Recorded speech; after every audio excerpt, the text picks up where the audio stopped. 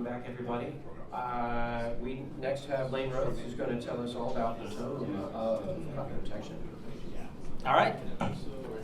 So, if everybody could please turn their books to page FF, we will get started. Wait a minute, you don't all have books yet? All right, so this is what we're here talking about. It's a very large manual that goes into great depths about copy protection. So I thought I would tell you a little bit about how it came to be and the history of it, and then mainly take questions that you might have. So this got started in '83 when Bruce and I first met in my one semester of university, and we started cracking games and other software that we wanted to check out, and we soon found that actually the cracking was way more fun than any of the games that we were playing, and we were spending more time doing that than anything else. And as part of getting involved into trying to figure out how these things were, how we could get the actual thing out of its protection, we started learning about the protection itself and discovered that actually figuring that out was even more fun than the cracking, because trying to figure out how come when you read certain things off the disk, you either get the data that the program is looking for or you don't, just depending on how the read routine was written. So basically the number of cycles that things took made a difference in the data you got, and why was that? And how did that affect your copy protection results and your ability to copy that as a nibble copier? So we started down two paths at the same time, basically.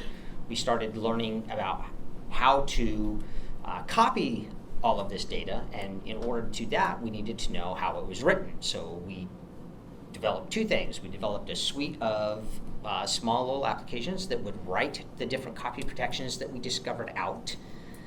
We also invented a few of our own, like perfect tracks where there's no overwrite, although I'm sure that AppleSauce would tell me otherwise now. And we did all the standard nibble copiers, bit insertion, spiral tracks, quarter tracks. We developed things, developed little programs that would write all these various copy protections out, and the corresponding read to allow you to verify that your protection was there. And we went so far as to actually make usable apps out of some of those. And Computus Magazine published numerous of our little articles on that with programs, how to put sync protection on just any DOS disk, for instance. You didn't actually need to write out special tracks or anything. You just had to say, I don't want somebody to make a copy of this particular disk. And so we would say, okay, go to some track and some sector, and then go to the next track, immediately read the next sector. And so you would have sector-aligned sync copy protection. For your average copier, that worked. It couldn't copy it. Now, if you had a more advanced one and you could give it the parameters of when to sync, obviously that, being a whole sector, it was fairly easy. But we also did, some nibble counters and some other things like that. And then the other part of that, of course, is being able to read that in as a copy program and make a copy of that. So we developed a couple of nibble copiers. The Nibbler is the more advanced version, and that one reads in 9 and 10-bit sync bits reliably. It can detect most types of nibble and bit insertion techniques that are out there. There's obviously some that it can't do because unless you knew the parameters of exactly which byte to go to and pause or throw away data after so many cycles, there's no reliable way to read those. So Locksmith 5.0, for instance, that copy protection scheme. And so the Tome came out of all of that. As we're doing it we started writing little notes to ourselves about what had happened, and that turned into what we called notebooks. And so we'd take our notes and we would put them together into a disk along with the programs we had done, and we would advertise those on the back at Computist. And we would start selling them and make $5 or $10 or whatever. And we did that through about 85. So, and then we both moved, and at one point I had kind of put it together on a Mac and was going to say, oh, we'll take all of this information and we'll make a book out of it. And I kind of got it together, but never really went anywhere. In fact, it went nowhere. And it remained in that state for a very long time, with various little pieces of resurrection, where I would see it and go, I should do something with that. So about a year ago, approximately, maybe a little bit more, I was talking to John about AppleSauce and happened to mention it, and he asked for a copy, so I dug it up from wherever I had it and sent it to him, and he mentioned it to Brian, and out of that came this project to actually get the book out. So thanks to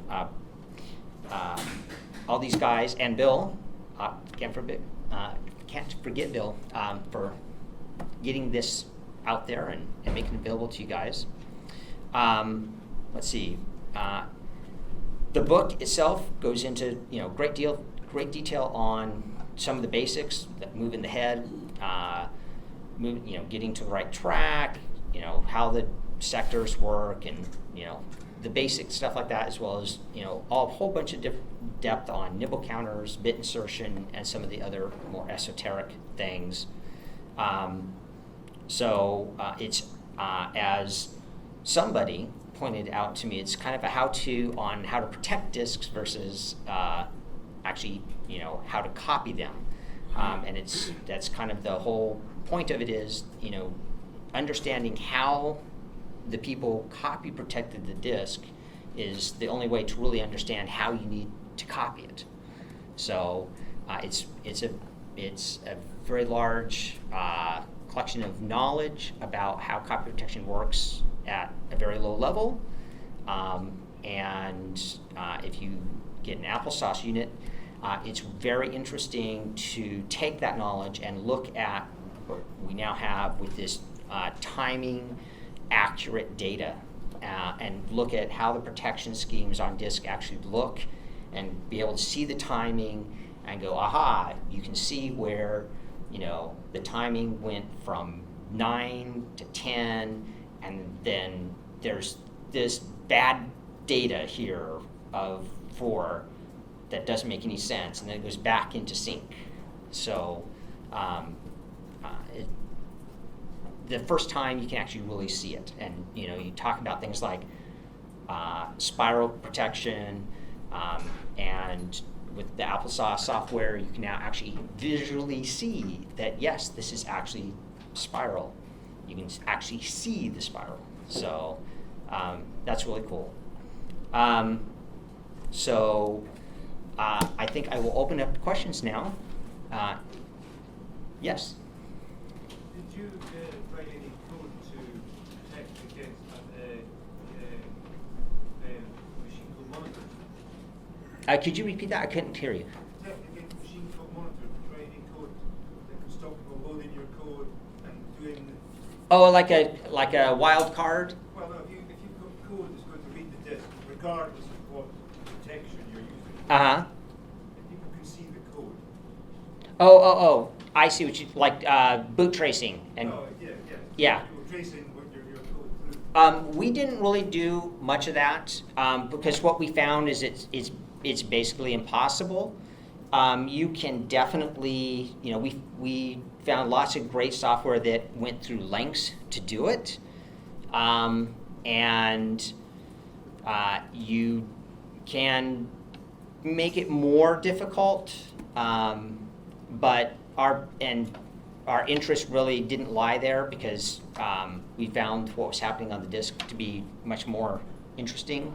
So we didn't really document much about how, that whole war between people wanting to boot trace and crack the copy protection happened. We did some of that, but no, didn't really.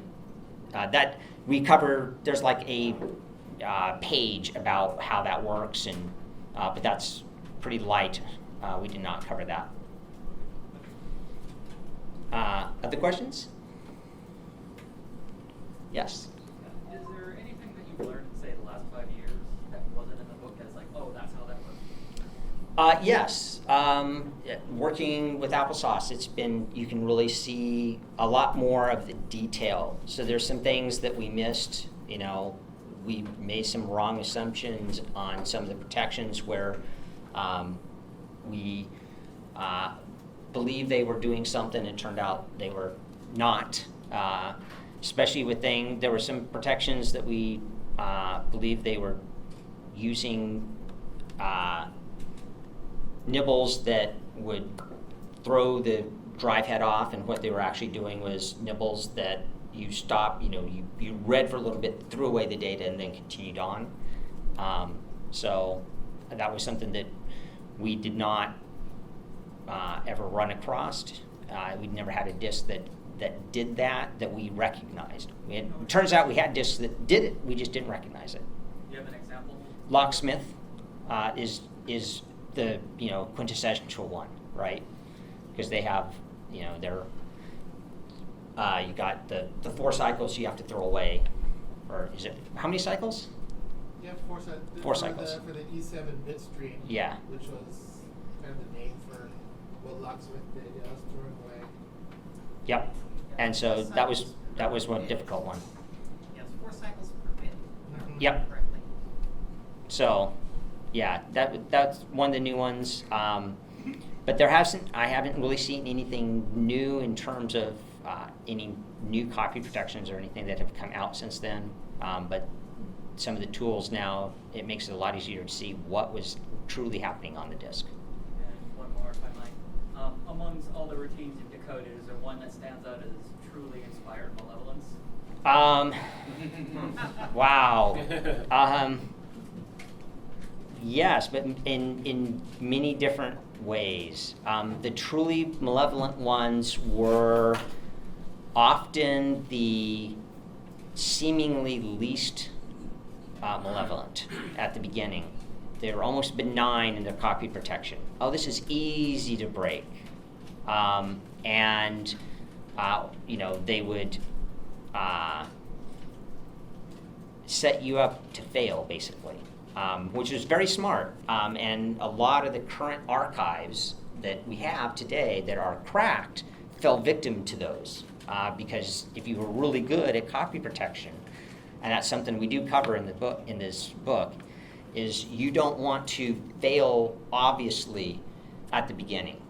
You want to pretend to fail obviously at the beginning. That way, when you get cracked, everything works, except you don't get, the golden sword at level 7 that you need to kill the evil wizard at the end of the game. So, or in some cases, they would disable key presses that you needed. Very subtle things where you think the game is working or the program is working, but in actuality, some critical piece is missing. So those were the most like really, oh man, that's evil. But there were some that were evil in other ways, and actually Locksmith is a great example, because Locksmith was this app that you were supposed to use to copy anything. And at the same time, Locksmith was protected with a copy protection that nothing could copy. And at the third level of evilness, it was sold to other companies. So it was whoever did Locksmith, and I don't think anybody has ever figured that out. If you do know, raise a hand. They basically, it's like the virus protectors. There are some out there that both create viruses and sell antivirus software. It makes a great market for that publisher. So this was a case in point of that, where you sell a copy protection that can't be copied, and then you sell a piece of software that can copy anything except for the one that you created. So that was a total evilness in another way. My favorite cracking story was the very first game I cracked was Space Warriors by Mark Goodman. And it had really good deterrence to cracking. It loaded things into the text screen and used the stack for things and the text input buffer for things. And so about the 6th level of boot tracing, there was a little message in there that said, if you've gotten this far, you're really good. And so that was one of my favorite. I know there's other ones out there that did something similar. I never ran across them, but that was really cool. Yes, that's So, other questions? Yes. Would this be a good book for an aspiring protectionist? Yes, it would. It actually does. The book itself teaches you dozens of ways to protect a disk, and the software included with it actually includes all those programs that you can run. Excellent. And the source code. Yes, and the book is also, it's designed, my favorite book of all time to learn programming was the Apple II Reference Manual, which I would sit down with the source code open and program. How do I do this? And I'd find that in the thing, and I'd set it down next to the computer, and I would start going. And so the book is in that same spirit. So all the source code is right there in the book. It folds down nicely, and you can actually look at the code as you're trying to implement whatever copy protection or copier you would like. Awesome. Yes? You mentioned Locksmith. Uh-huh. Computers Magazine had an article on how to crack Locksmith. Now, you still had to bit copy it afterwards, but it produced workable copies.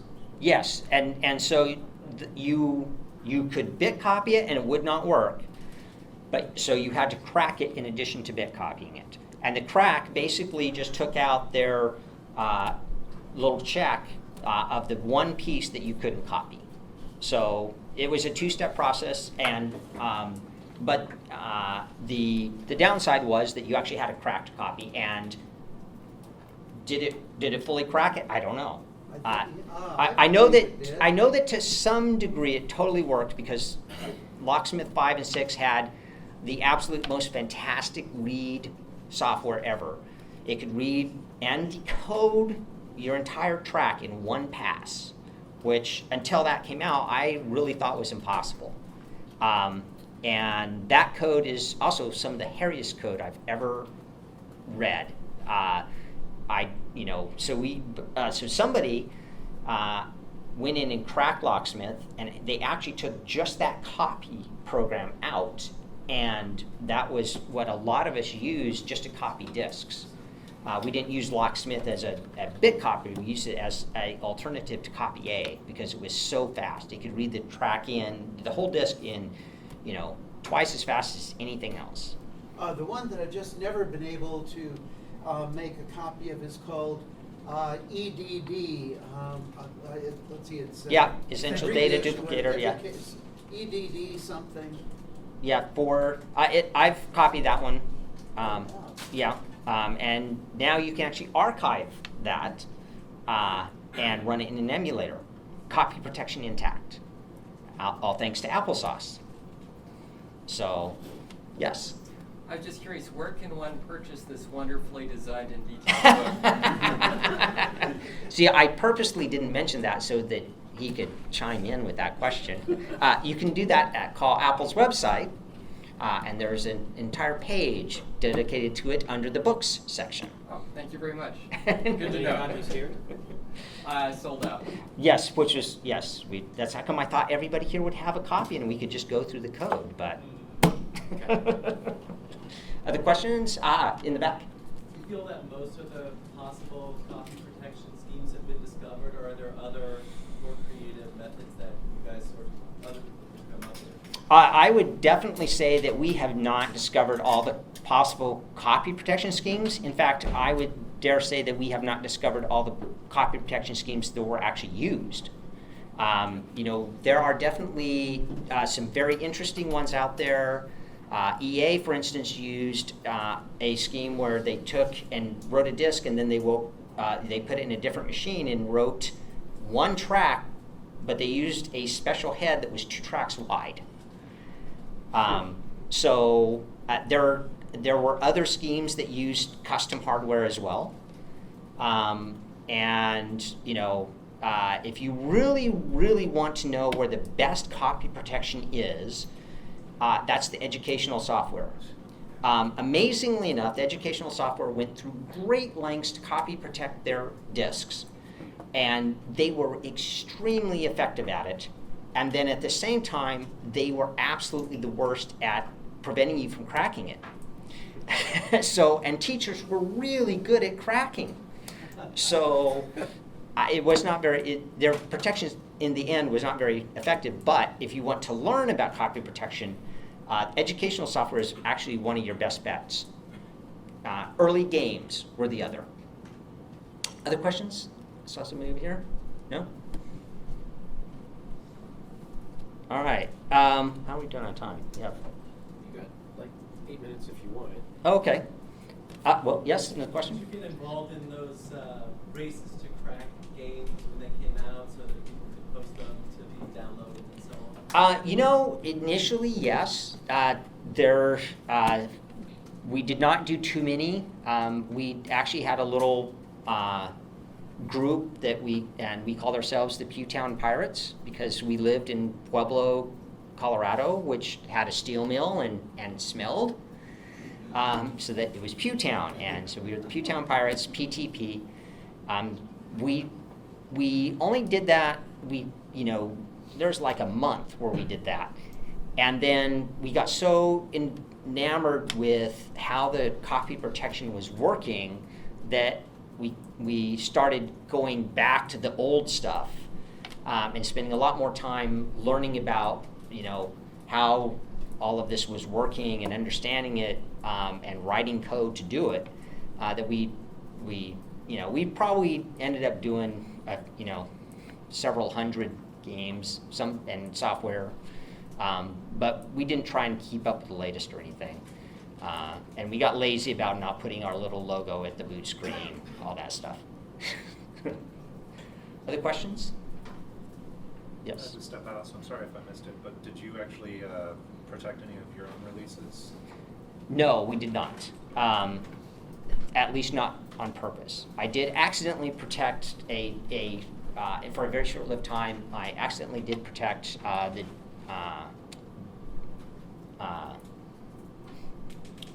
disk utility package that I sold. It went out to about a dozen people. I was writing a sync protection scheme for Computist, and I had accidentally run it on the master without realizing it.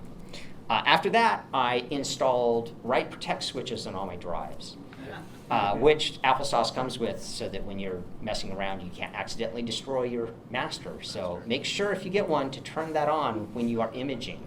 The safe light should always be on. Yes? Are you guys going to do some imaging sessions? Or? I will let John answer that. I thought I heard on the mailing list that there was going to be some AppleSauce. I don't think anybody actually asked us. So I don't think we're aware of it. What's the question? If there's an imaging session. Not a session. I mean, John's doing a session on the AppleSauce. Yeah, but not like a session to image software where everybody sits down. Yeah, it's just crazy guy. Yeah. It's informal, so you could, if somebody wanted to set up stations and stuff, I'm sure somebody could be there with an AppleSauce or 2 or 3. For legal reasons, we can't say who or when this will happen. Yes. I was interested that you said that educational software is heavily protected. Now, book publishers provide to college professors sets of videos when they adopt their book, and even though they copy protect their software, these videos are wide open, whether they're DVD or videotape. None of the teaching videos are copy protected. So it's interesting that they have such a different attitude about the software compared to the videos. That may have changed. This was, back in the 80s. So at that time, maybe they had a different aspect on it. Maybe they don't protect their software anymore. Pretty much nobody does, because over time people found that they were spending way more effort on protecting their disks than the value they got back.